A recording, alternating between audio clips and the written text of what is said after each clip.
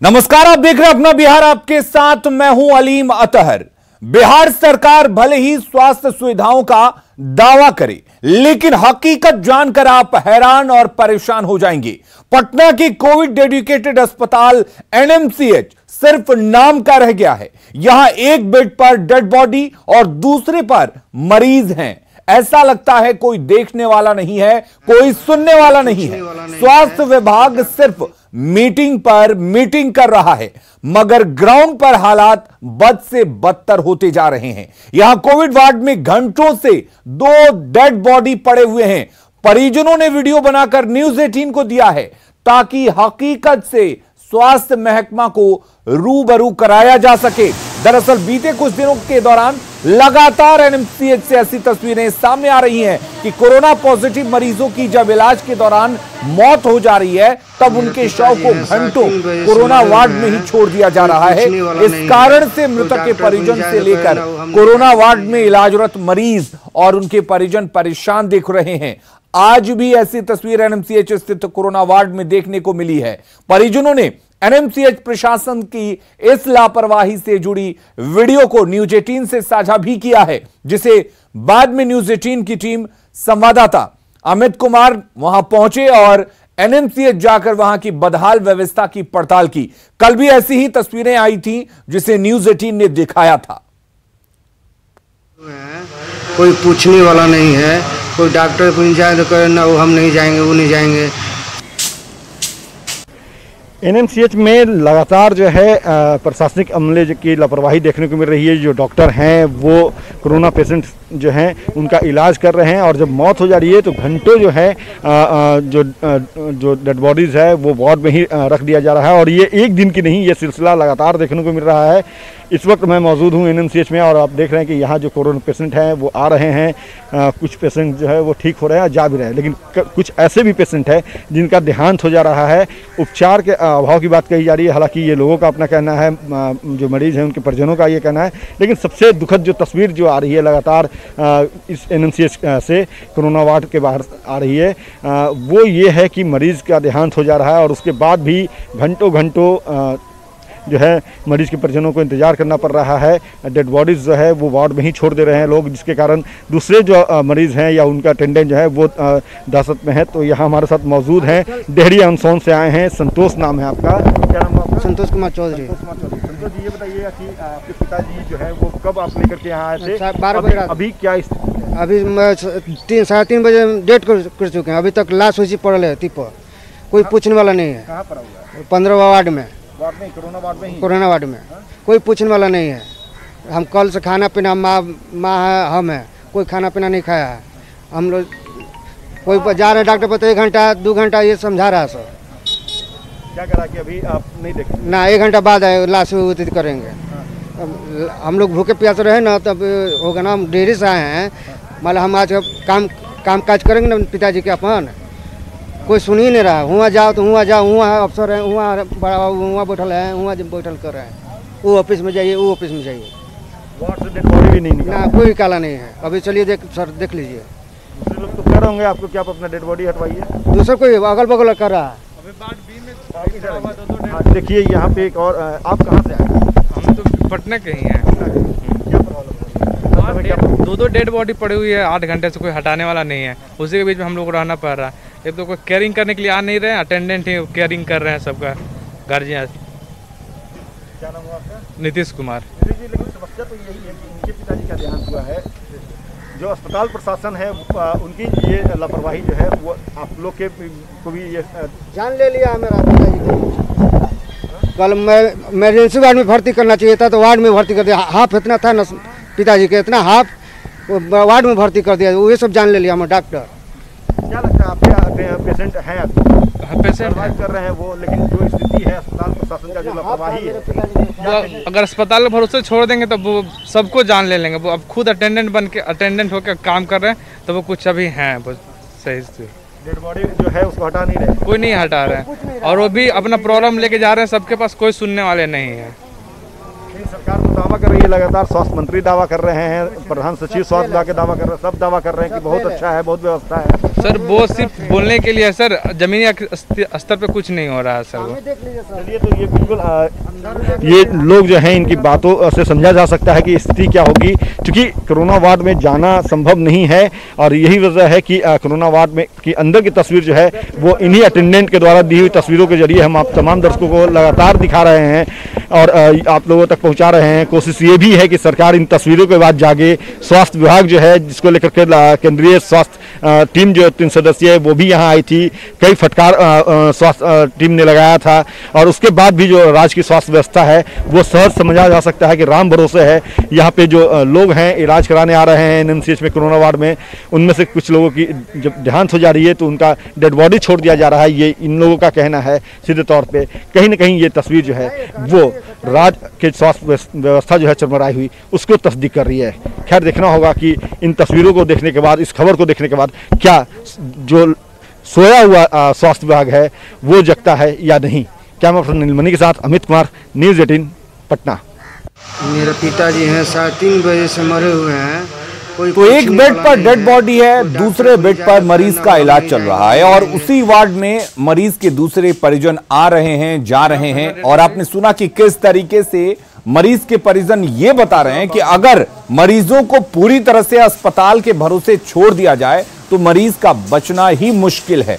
तो आप अंदाजा लगा सकते हैं कि किस तरीके के हालात हैं और ये तस्वीरें आप देख सकते हैं। ऐसे में न्यूज़ 18 सवाल उठा रहा है और कटिहार से स्वास्थ्य महकमे का एक बेहद शर्मनाक चेहरा सामने आया है। सदर अस्पताल के आइसोलेशन सेंटर में महज खाना मांगने पर रसोइये ने कोरोना संक्रमित पति और पत्नी की बुरी तरह से पिटाई कर दी और उन्हें लहूलुहान कर दिया। व्यवस्था से परेशान पीड़ित दंपति ने अस्पताल में काफी देर तक हंगामा किया और आरोपी रसोइये को खदेड़ दिया। इस दौरान अस्पताल में काफी देर तक अफरा तफरी का आलम रहा। लेकिन ताज्जुब की बात यह है कि इतने गंभीर मामले की जानकारी सिविल सर्जन को नहीं है। अगर सरकारी अस्पताल में कोरोना संक्रमित मरीज खाना मांगे तो क्या उसके साथ मारपीट की जाएगी? मामला बेहद संवेदनशील है और इस वाक्य ने विरोधी दल के नेताओं को सरकार पर हमला बोलने का मौका भी दे दिया है। जिस तरह कोरोना पॉजिटिव को मार के खाना मांग रहा है वो, उसे मार के पत्थर से सर फोड़ दिया जा रहा है। अब समझ जाइए कि कहाँ स्थिति है, स्वास्थ्य कहाँ पे चला गया है। मुझे लगता है कटिहार सदर हॉस्पिटल अब नहीं है, ये भ्रष्टाचार सदर हॉस्पिटल हो चुका है और यहाँ कुछ बचा नहीं है।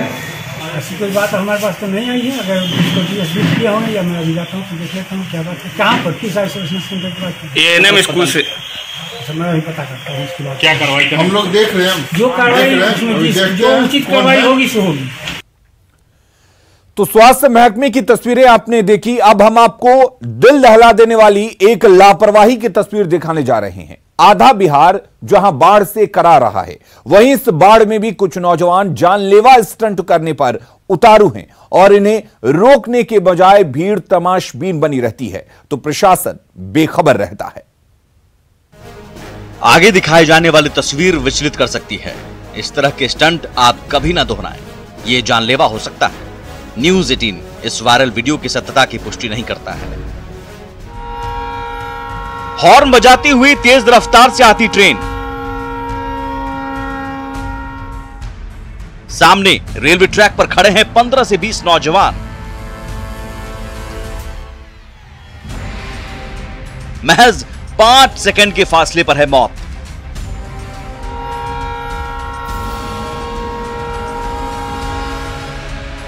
नीचे लबालब भरी नदी, सामने से आती ट्रेन।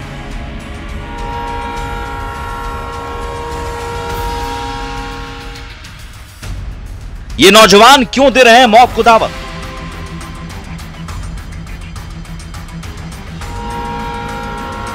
क्या मौत को मात दे पाएंगे ये नौजवान?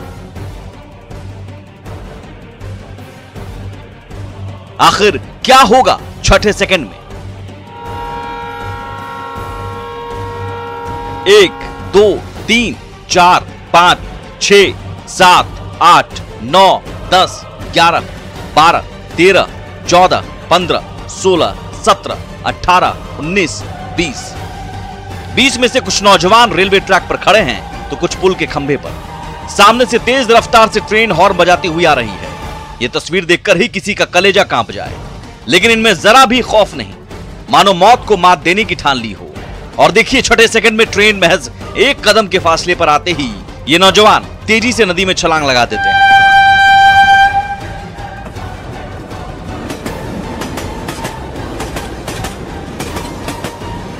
और ट्रेन रफ्तार से गुजर जाती है।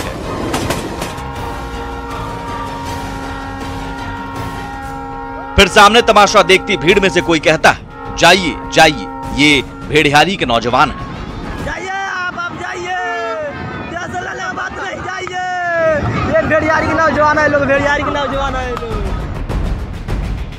तेजी से वायरल हो रहा है ये वीडियो बेतिया के नरकटियागंज रक्सौल रेलखंड के गोकुला स्टेशन और भेड़िहारी स्टेशन के बीच का बताया जा रहा है। हालांकि न्यूज 18 इस वायरल वीडियो की पुष्टि नहीं करता है, लेकिन इस तरह का स्टंट कभी भी किसी बड़े हादसे को दावत दे सकता है। सवाल है कि आखिर इन नौजवानों को किसी ने रोका क्यों नहीं? सामने खड़ी भीड़ तमाशा क्यों देखती रही? क्या इस तरह की तस्वीर पर प्रशासन की नजर नहीं पड़ी? प्रफुल्ल, न्यूज 18 बेतिया। तो वाकई ये जानलेवा स्टंट किसी को भी भारी पड़ सकता है। न्यूज 18 आपसे अपील कर रहा है कि इस तरह से अपनी जिंदगी से खिलवाड़ बिल्कुल ना करें। भागलपुर में इधर गंगा लगातार कहर बरपा रही है। कटाव इस कदर बढ़ गया है कि मिनटों में बड़ी बड़ी बिल्डिंग गंगा में समा जा रही है। आप तस्वीरें देख सकते हैं कि कैसे पलक झपकते ही ये बिल्डिंग धराशायी हो गई। ये तस्वीर सबौर के शंकरपुर पंचायत की है, जहां नया टोला रामनगर का आंगनबाड़ी केंद्र देखते ही देखते गंगा में समा गया। चंद सेकंड में आंगनबाड़ी केंद्र गंगा में धराशायी हो गया। गंगा के कभी बढ़ते और कभी घटते जलस्तर के कारण विभिन्न इलाकों में कटाव हो रहा है, जिसमें कई घर भी नदी में विलीन हो गए हैं।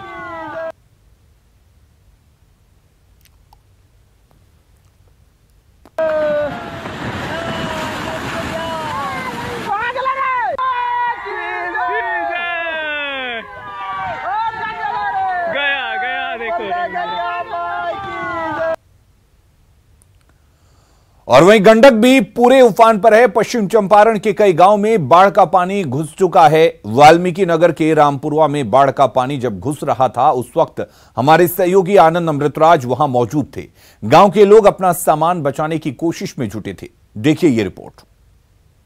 तो गंडक नदी के जलस्तर में तेजी से बढ़ोतरी होता जा रहा है और इस वक्त हम आपको तस्वीर दिखा रहे हैं एक गाँव के, जो वाल्मीकि नगर में एक गाँव है रामपुरवा, उस गाँव की तस्वीर दिखा रहे हैं जहाँ पे गांव में तेजी से पानी प्रवेश कर रहा है और जलस्तर बढ़ने का सिलसिला भी जारी है।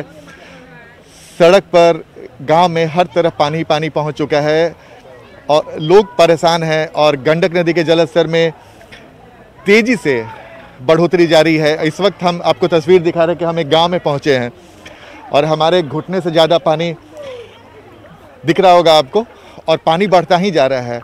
और सवाल है कि इस बढ़ते जलस्तर के बीच में गांव वाले रहने को मजबूर हैं और हम कोशिश कर रहे हैं कि हम उन तक पहुंचे, उनकी समस्या जानें, क्योंकि अभी उम्मीद जताई जा रही है कि गंडक के जलस्तर में अभी और बढ़ोतरी होगी। जी पानी बढ़ रहा है तो फिर घर क्यों नहीं छोड़ दे रहे हैं? जी सामान उमान देखते हैं सर, जो दोहे ना यहाँ सांप गुजर उजर बहुत चढ़ता है सब घर में।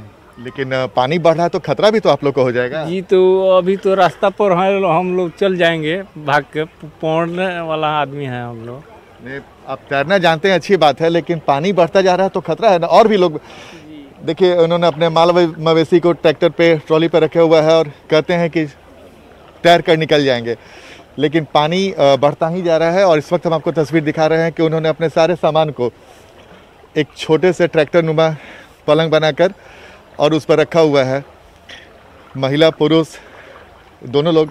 और हम आपको तस्वीर दिखा रहे थे कि पानी का जो जलस्तर है तेज़ी से बढ़ता ही आ रहा है। और ये हम आपको तस्वीर दिखा रहे हैं कि आप अंदाज़ा लगा लीजिए कि घर में पानी प्रवेश कर चुका है और पानी बढ़ता ही जा रहा है, लेकिन लोग अपने घरों को छोड़कर जाना नहीं चाह रहे। क्यों नहीं निकल रहे? क्या नाम है आपका? अशोक पटेल नाम है सर। तो अशोक जी कहाँ नहीं निकल रहे हैं घर से? सामान है सर, सब दह जाएगा इसीलिए रुके हैं। तो सामान से ज़्यादा आपका जीवन है ना। हाँ वो तो है ही है, निकल जाएंगे इसमें से। शाम तक रहते हैं यहाँ पर, शाम को बाद में निकल के गांव में चले जाएंगे। सामान वामान निकला रहा है कुछ। तो पानी बढ़ता ही जा रहा है ना? हाँ पानी बढ़ते जा रहा है। 4 बजे सुबह में पानी आया है यहाँ पर। अच्छा। 4 बजे सुबह में यहाँ पर पानी नहीं था, उसके बाद में पानी आया है। गृहस्थी बनाया जाता है, गृहस्थी बसाया जाता है बहुत मुश्किल से जदोजहद कर, लेकिन गंडक नदी के पानी की वजह से इनके गृहस्थी में काफ़ी असर पड़ रहा है। और देखिए, हम आपको तस्वीर दिखा रहे हैं, लगातार हम आपको तस्वीर दिखा रहे हैं कि घरों में पानी प्रवेश कर चुका और तेज़ी से पानी का बढ़ना भी जारी है। और हम जब पहुंचे थे तो घुटने से नीचे पानी था, लेकिन अब हमारे घुटने के तक भी पानी पहुंचने लगा, यानी कि जल स्तर में बहुत तेज़ी से बढ़ोतरी हो रही है।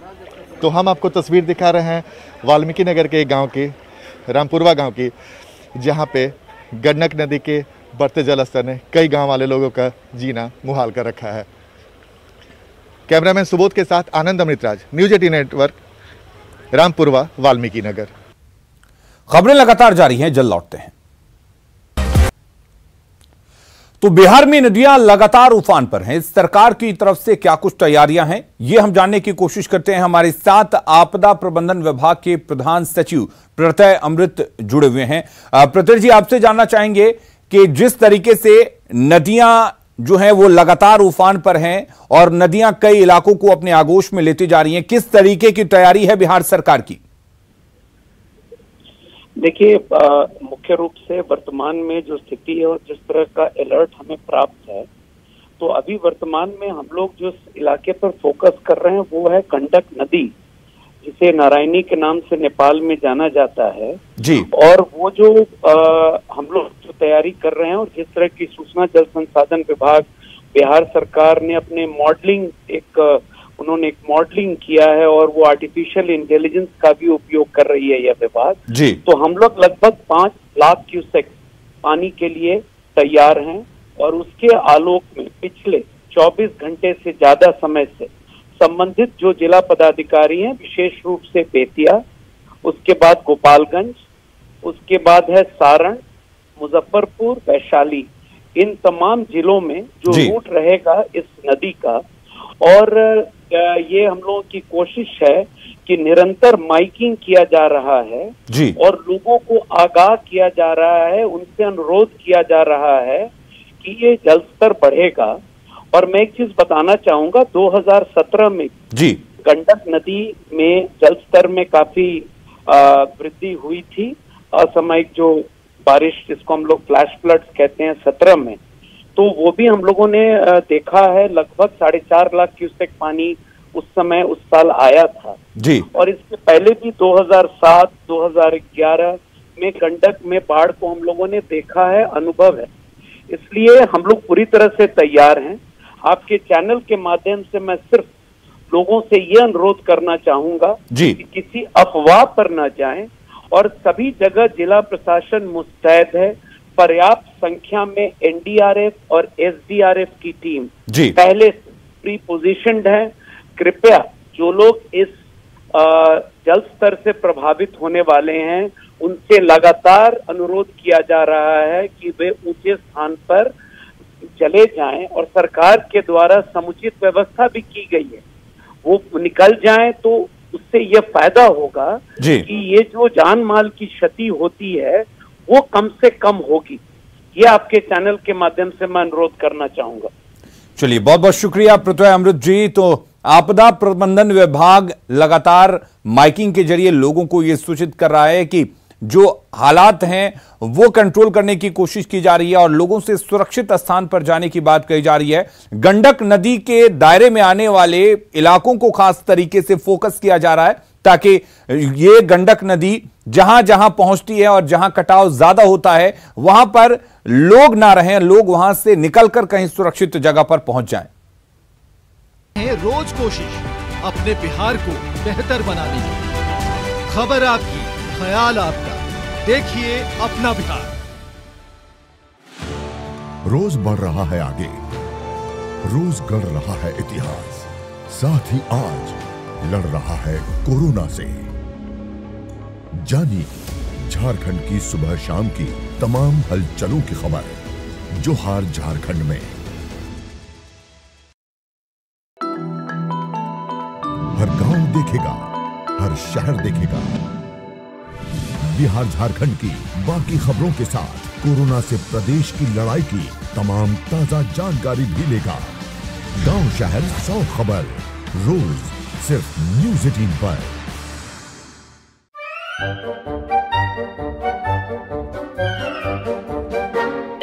अखबार हुआ ठप, आउटडोर हुआ बेकार, टीवी ही दे रहा है विज्ञापन को तेज रफ्तार। करोड़ों दर्शकों तक न्यूज 18 पहुंचाएगा आपका ऐड। न्यूज 18 की टीम दमदार बनाएगी आपका ऐड शानदार। जल्दी कीजिए, कहीं छूट ना जाए ये सुनहरा मौका। हमें मेल करके उठा लीजिए बड़ा फायदा।